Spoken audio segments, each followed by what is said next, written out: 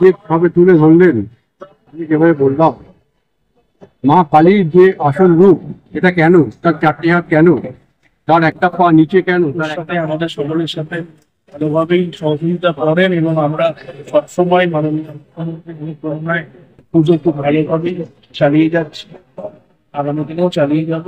এই বলে আমার সংক্ষিপ্ত বক্তব্য শেষ করছি। ধন্যবাদ। বাবু, আপনাদের এই বছর টোটাল কত হলো? 56 এইখানে আমি দেখেছি অনেক সুন্দর জায়গা, এত সুন্দর পরিবেশ, এত সুন্দরভাবে তৈরি করা হচ্ছে। এবার মেয়েরা কেন পুজো করতে এলো সেটাও আমাকে দিয়ে যেভাবে তুলে ধরলেন, আমি যেভাবে বললাম, মা কালীর যে আসল রূপ, এটা কেন, তার চারটি হাত কেন, তার একটা পা নিচে কেন, তার একটা পা মহাদেবের নিচে কেন, সেইটা আমাদের জানতে হবে। সেটা যদি আমরা জানতে পারি তবেই আমরা মাকে মাকে বুঝতে পারছি।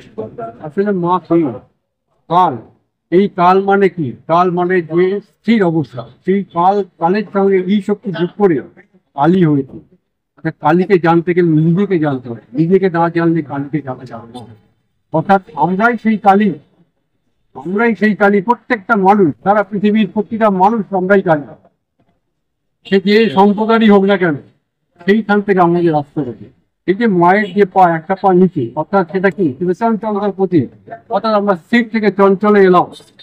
এবার দেখা যাচ্ছে তার একটা পা নিচে, অর্থাৎ আমরা সেখানে স্থিরত্বের প্রতীক ছিলাম।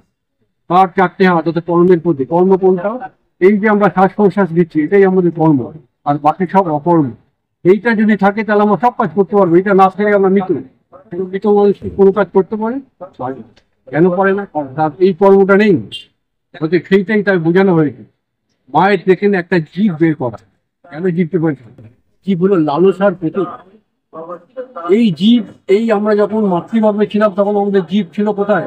এই মুখের ভেতরে ঢোকানো। সেই জীবকে উল্টো ভাবে দেখানো হয়েছে, অর্থাৎ সেইভাবে আবার আমাদের যেতে হবে। এই জীবকে আবার আমাদের সেই মুখের মধ্যে প্রবেশ করাতে হবে, তাহলে লোক লালসা এখান থেকে আমরা মুক্তি পাবো। অর্থাৎ এই যে আজকে হানাহানি এত, এই হানাহানি থেকে আমরা মুক্তি পাবো। আমরা জন্মদিন, এই যে আমরা মায়ের পুজো করছি, মায়ের পুজো করতে গিয়ে আমরা কি করছি? প্রথমে মায়ের নিজের প্রাণ প্রতিষ্ঠা করি, তার প্রাণকে আমরা পুজো করছি, দেহটাকে না।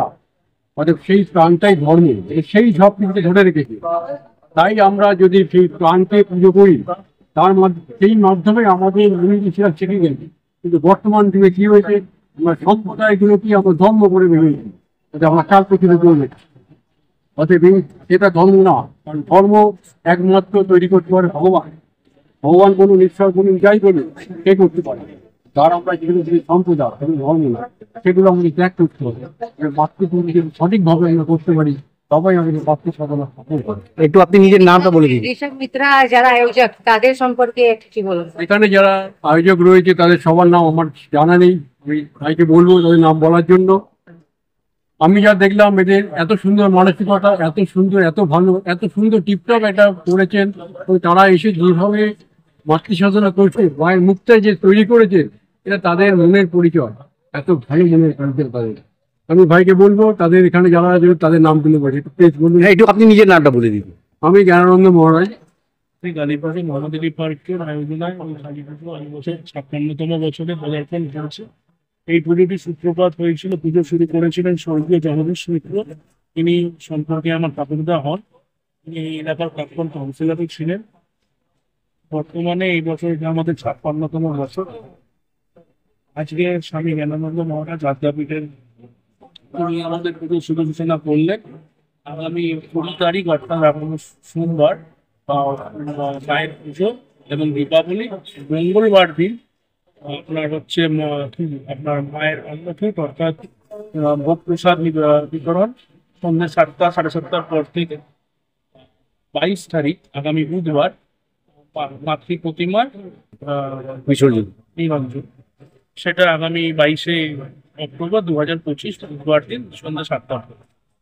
এই বছর মায়ের কাছে কি বিশেষ প্রার্থনা হবে? মায়ের কাছে বিশেষ প্রার্থনা বলতে প্রত্যেক বছর যা থাকে সেটাই, যে এই যত রকমের